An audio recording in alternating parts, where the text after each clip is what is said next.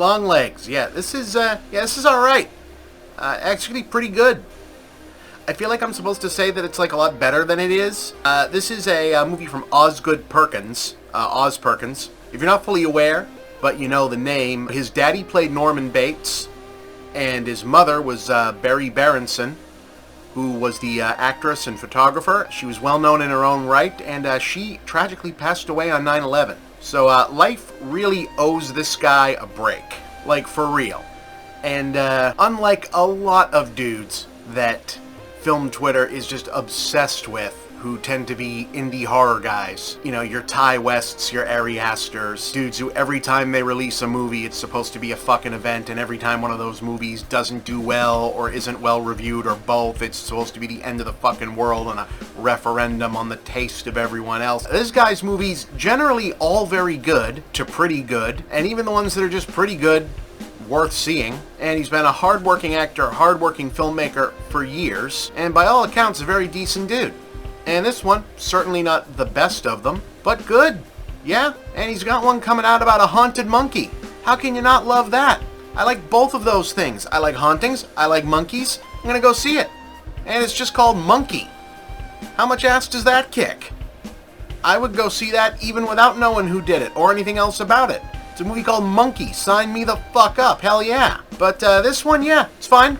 What's kind of fun about it, another reason people were really rooting for this one, and that's why everyone's all pissed off because it didn't really open and do anything. Probably because it's technically a horror movie. It's mostly a serial killer movie, which is another one of those genres that people complain about. Why don't they make these anymore? They do.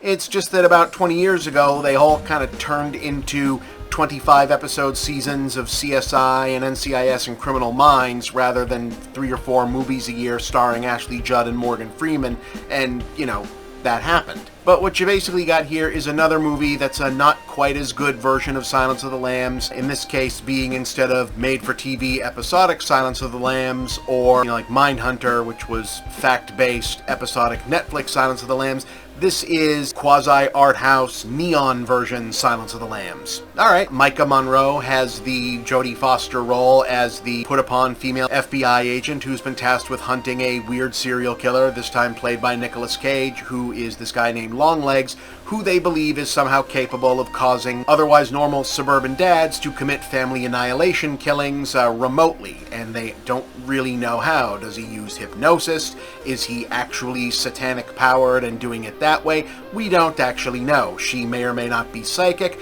but she also might just be super smart because the movie takes place in the 90s, and part of the gimmick is that his zodiac cipher is an algorithm, but it's the 90s, so no one's actually heard of algorithms yet outside of math nerds, so she is able to figure it out just by looking at it.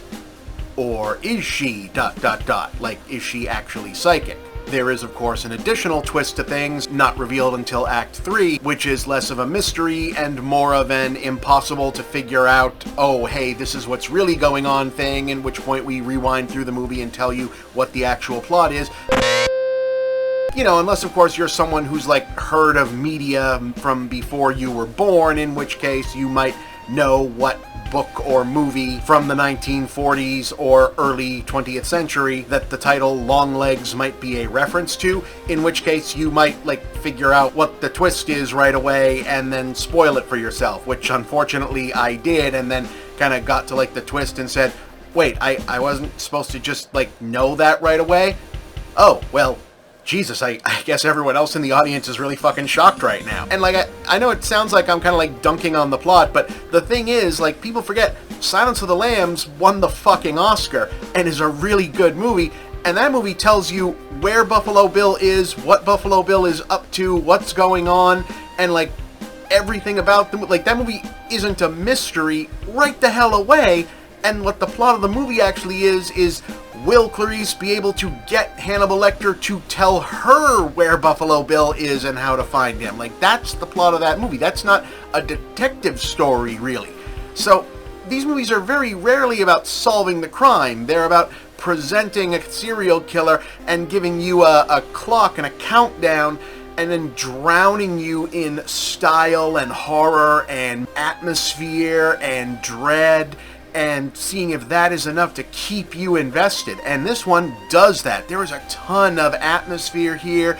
Nicolas Cage is wearing all kinds of goofy makeup and doing faces and making noises and singing, and like he hasn't been this unhinged, but like trying to contain the unhingedness in a while, in what's really kind of a small role, but when he's on, it's like, dude, you've got to carry this while you're here, and everyone else is dialed back, and it's got that it's snowy out, and we're overcasting it and doing shadows and putting everyone just off of center frame so that you think that you're looking in the background for a monster that's not going to show up, and just pouring on the atmosphere and stuff. And Perkins directs the hell out of this for a movie that doesn't have that much gore and doesn't have that much real, like, jumpy in-your-face stuff, so that you feel like scary shit is happening even when nothing is happening. Like, even I, who basically guessed what was going on and guessed where it was all going to come in, which I'm not like throwing up, oh my, I'm the big smart guy, I can figure out everything. I mean, when a movie shows you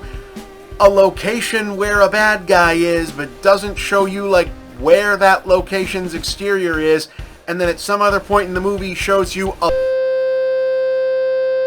like, I guess those two things are just going to resolve themselves together at some point, just a guess. Like, this kind of movie isn't really about the mystery. It's about how much atmosphere and weirdness and visual creepiness you can pour onto it. And it works! Like, is the Act 3 resolution to this kind of, oh god, you gotta be fucking kidding me, really? Yeah, but, like, have you ever read the solutions to most serial killer cases in real life?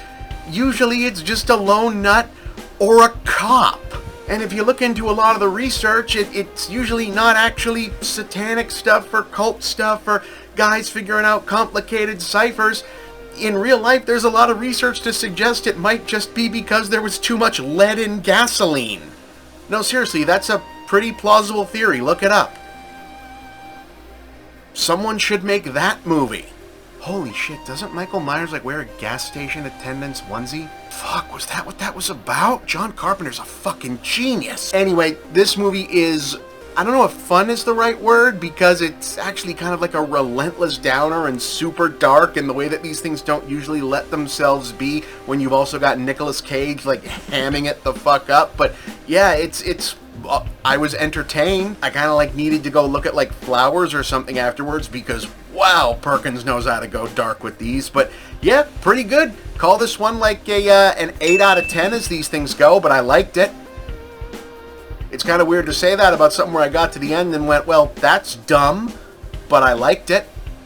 Yeah, check it out, Longlegs.